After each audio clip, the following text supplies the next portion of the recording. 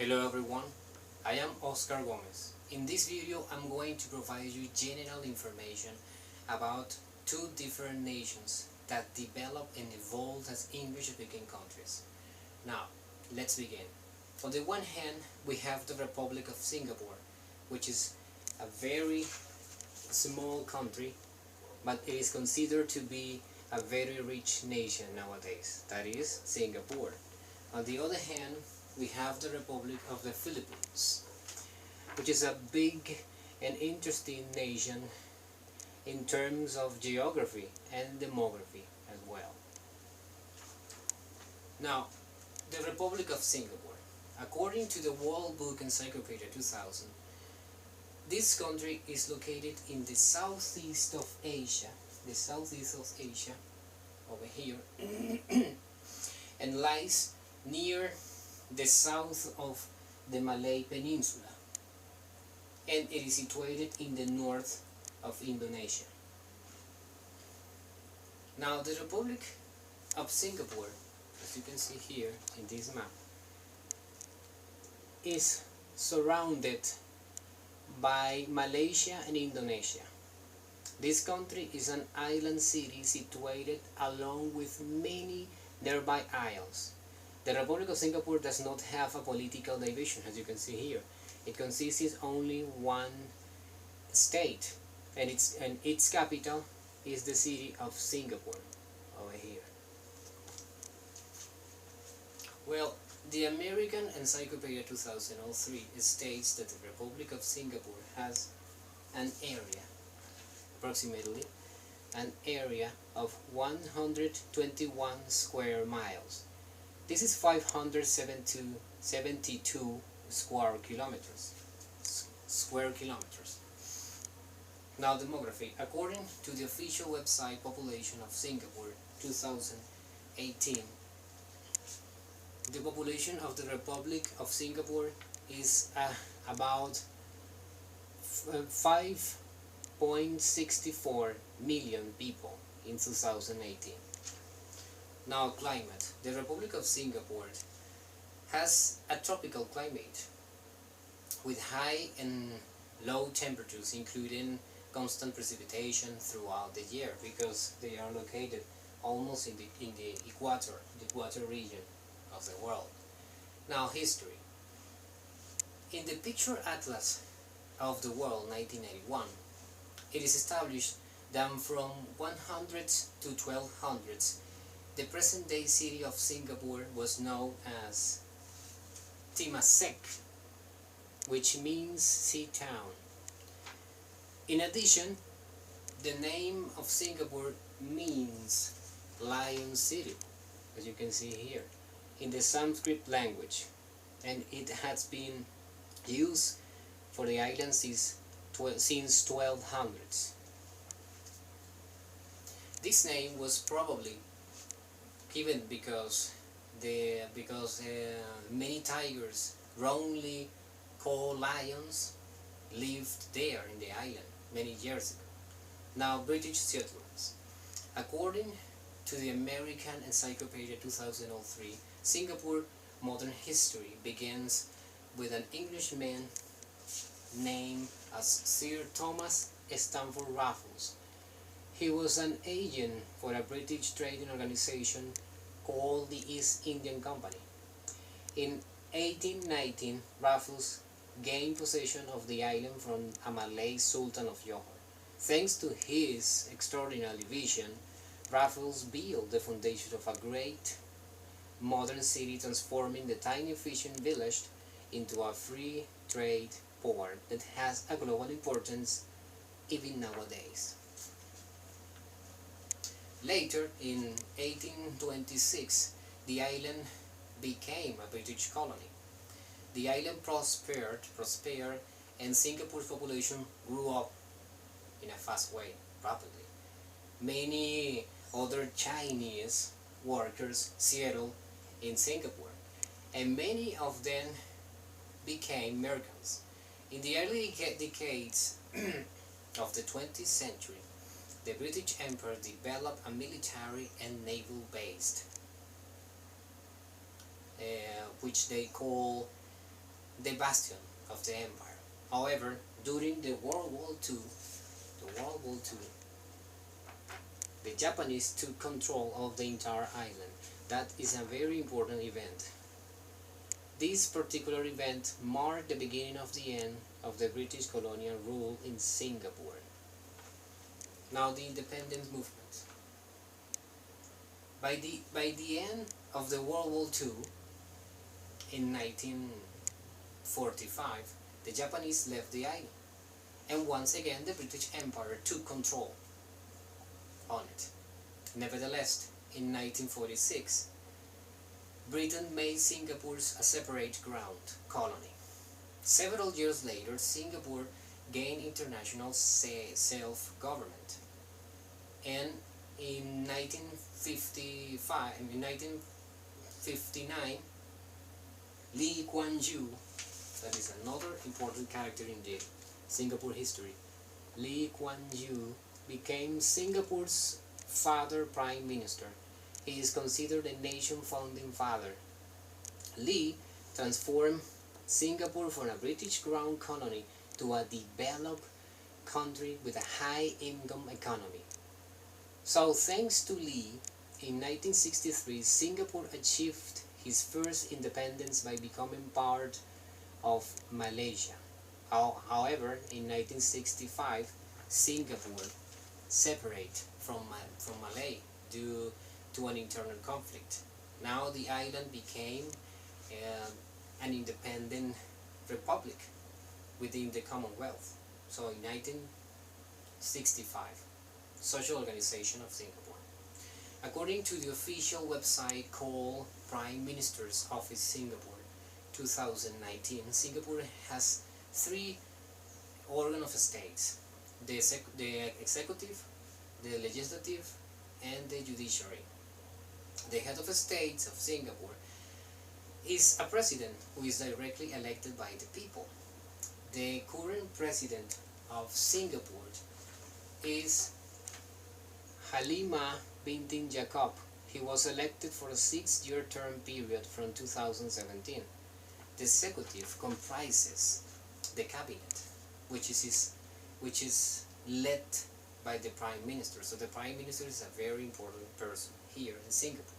The current prime minister is Mr.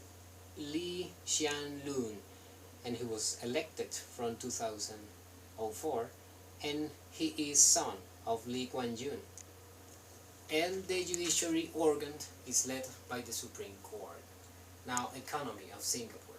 According to the Atlas, National Geography 2004, the Republic of Singapore based his economy in the shipping industry, of course, because it's an island, this is an important port, electronic device production as well, and international trade. International trade is very important here in Singapore, of course. The official currency to the Republic of Singapore is the Singapore dollar. Fishing is crucial too in this country. Moreover, Singapore has a strong international trade links with all of the world. It's extremely capitalist, of course. The industry is based on the import of raw materials, including the manufacture of chemical, petrochemical, electric, textile, rubbers, steel, and shipbuilding products. Now, education. The government provides 6 years of free primary education, only in primary education, to children who are citizens. Schools of higher education in Singapore include the National University of Singapore and Nanyang Technological Institute. Now, languages. Singapore has 4 official languages: Mandarin, Chinese, English, Malay, and Tamil. Children study the English language, including one of the other 3 main languages in all schools in Singapore. So there are 4 languages in Singapore. Religion. The Republic of Singapore has no official religion. Most of the Chinese in Singapore practice Buddhism or Taoism, and most Malays are Muslims. Hinduism ranks as the main religion among Indians of Singapore and Christianity among the Europeans. Now, literature. In Singapore, there are several important literature and authors nowadays. One of his relevant authors is Alfian Saad, who became one of the Singapore's most prolific authors, who writes poetry and plays in English and Malay. His collection of short story Corridor is a non-fiction account based on his conversation with different people who lived in public housing. Now, the Republic of the Philippines. According to the World Book Encyclopedia in 2000, the Republic of Philippines is an archipelago island country which is located in the southwest of the Pacific Ocean over here. So it is situated here, near of China and near of Indonesia and Malaysia, here over there, near to the Pacific. The Philippines consists, as you can see in this map, the Philippines consists of more than 7,000 islands and isles approximately. The Republic of the Philippines is composed by 3 main islands, such as Luzon in the north, Visaya in the middle, and Mindanao in the south. The Philippines capital is Manila, here, over here in Luzon. The Philippines nation is the largest, so Manila is the largest city in all the country, and it is important shipping port. This country represents one of the world's largest archipelagos, with an area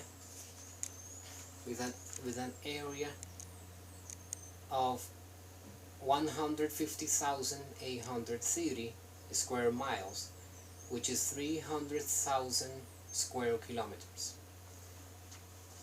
Now, demography. According to Philippines Statistics Authority official website 2018, the Republic of the Philippines has a population of about 100.98 million of people in 2015. Now, climate. Because the Philippines country is located near to the equator, the same thing happened with Singapore. Philippines has a climate, a tropical climate, and there are many mountains in that country. Now, history. The first people who lived in the Philippines were probably a tribe called the Negritos. The Negritos called the Ada. Those people probably came to the islands more than 30,000 years ago. After that, about 3,000 before Christ, group of people who spoke a language related to Malay began to settle along the coast of the island. The Aboriginal population, called Aida, was dominated by these Malay invaders from the year 200 before Christ. Several centuries later, the Philippines had contact with Chinese people, because they are very near. Chinese people in the 10th century. And from the 11th century, the first Indonesian and Arab Americans arrived. Now, Spanish settlement. In 1521, a group of Spanish explorers, led by General Lopez and Andres de Urdaneta, claimed the islands for Spain. They established a settlement in the archipelago in 1565. The islands then were renamed the Philippines, La Filipinas, in honor of King Philip II of Spain. Now, revolution against Spain. Now, due to the fact that Spain opened the islands to foreign trade during 1800s, the Philippine economy grew rapidly. As a result, many rich Philippine people began sending their children to university in Europe. After that, these children returned to the Philippines as young people who began to seek political and social freedom from Spain. In 1892, a Philippine citizen named Andres Bonifacio, who was an office clerk, formed, formed a secret revolutionary society called the Katipunan. This group tried to overthrow the government in 1896. However, Bonifacio was killed in a revolt. Then, a local chief of the Katipunan named Emilio, that was another important character in the story of the Philippines, Emilio Aguinaldo, became leader of these revolutionary forces. Thereafter, in the middle of the conflict between Spain and the United States of America in 1898, the Americans promised Aguinaldo the independence of Philippines if he became an active ally. Aguinaldo decided to help the Americans fight the Spaniards.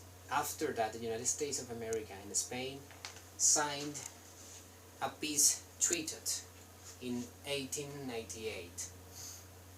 Under this treaty, the United States gained possession of the entire islands, those are the Philippines, and paid Spain $20 million for the islands. So they bought the islands, they purchased the island. The Philippine-American War. In spite of the fact that the United States of America helped the Philippines to their independence with Spain, Americans decided to control the islands afterwards. The independence for the Philippines was not forthcoming because the Congress over there decided to retain possession of the islands. Then, in 1899, American troops arrived and his forces held all the provincial Luzon and enclosed Manila.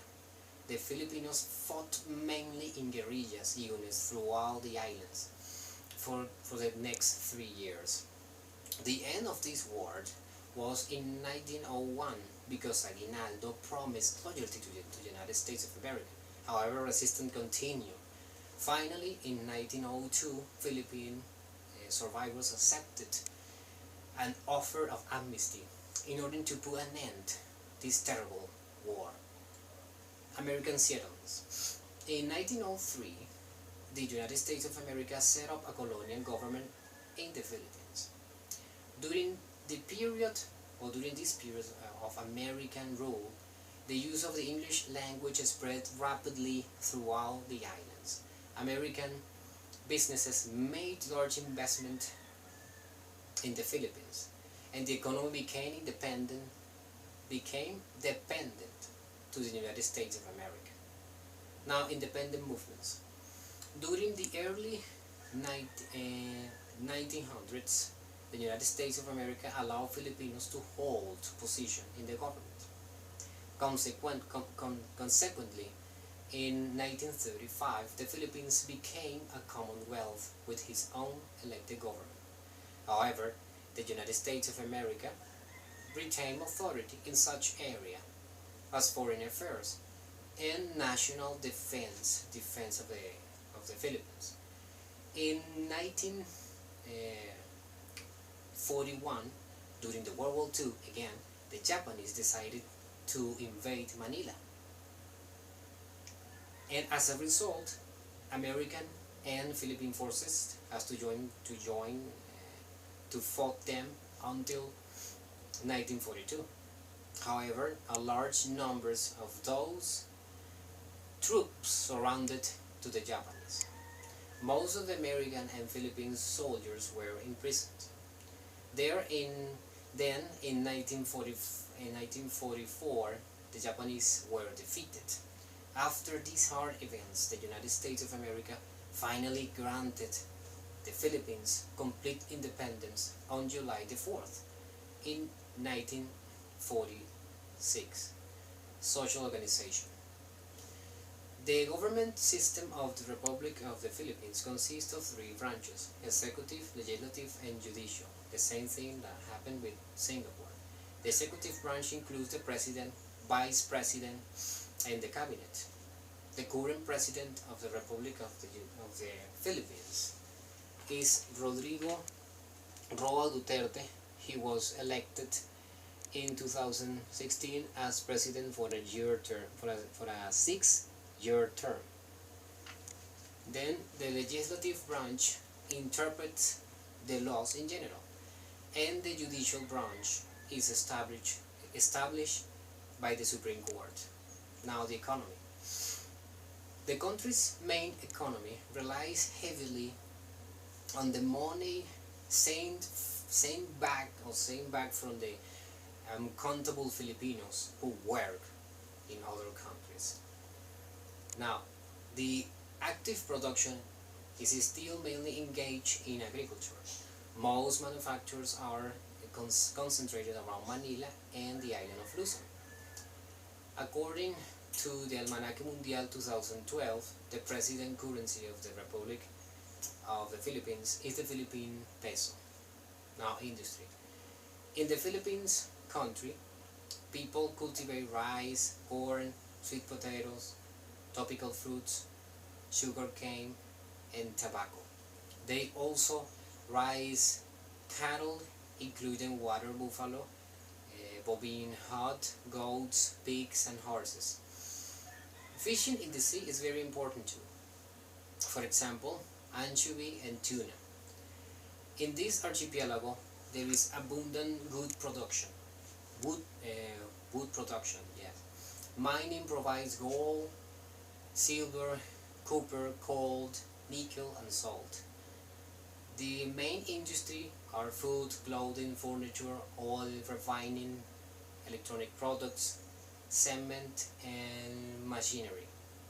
Culture. Most Filipinos have large families and maintain a close relationship with all family members, including elder relatives and distant cousins. Philippines food is a mixture of American, Chinese, Malay, and Spanish dishes. Most Filipinos eat rice at every meal, and many dishes are heavily seasoned. Now, education. Until the middle of 19th century, Spain retained education for most Filipinos. Schooling was restricted to private institutions run by religious orders. However, in 1896, Spain finally established a system of public education. Public education. In 1901, English was designated the language of instruction because the need of textbooks were immediate in that moment. The University of the Philippines and private universities such as Ateneo de Manila and Santo Tomas, founded in 1611, keep high standards. Languages. In the Republic of the Philippines, people speak two official languages, Filipino and English. Filipino is a required subject in all Philippine elementary schools. More than half of the people speak Philippine, and a large number use Tagalog. Additionally, people speak about 70 native dialects, which are based on Malay languages, and almost 75% of the people in the Philippines speak English. In addition, a small number of Filipinos speak English or Chinese, small, but yes, they can speak Spanish as well. Religion. The Spaniards converted most of the Filipinos to Christianity, but some tribes kept their own religions. The Philippine Constitution guarantees freedom of worship. However, about 95% of the people are Christians. and about 85% of them are Roman Catholics. The nation also has many Protestant, Muslims, and other religions. Literature. Early Philippine literature consisted mainly of native legends and poems. After that, literature played an important part in the Philippine movement for independence in the 1900s. For instance, Jose Rizal, a member of the movement Katipuna, wrote novels about social criticism. Therefore, he criticized the Spanish authority in the Philippines during their independence. Now, it is important to know that the impact and the effects of colonization and globalization of the British Empire, and also of the United States of American expansion, it is important to know that. This is because those powerful nations clearly caused great changes in other nations through their conquest action and exploration. For instance, they they have they have even affected other empires such as the Spanish fleet in the countries like the Republic of the Philippines. Originally, the Spanish empire has spread all over the world. However, due to the quick expansion of the United States of America, the Spanish forces were defeated in the islands of the Philippines. Now, the impact that nations as Singapore and the Philippines received was precisely the cultural changing, which propelled rapidly their evolution and social development. It is interesting to know the origin of these countries because they started from zero, economically speaking, but now these nations have become developed society, very developed society that are able to maintain and to progress on their own. Now, comparing Venezuela to these two countries, we can see that all of them were conquered by European powerful empires, such as the British and the Spanish one. Well, we have to admit that these two empires contributed to the evolution of these three nations, both positively and negatively, but mostly in a positive way. This is because they were able to achieve their independence afterwards, and by and they become important nations nowadays. Finally, it is relevant to mention that in Venezuela, people speak only one official language, and in the other two countries, people speak more than two. As a result, Venezuela has a limited cultural development in terms of international social exchange. It seems that this fact might affect its evolution and progress in the future time. Well, that was my presentation about Singapore and Philippines. I hope you liked it. Thanks for watching. Bye. This is the references.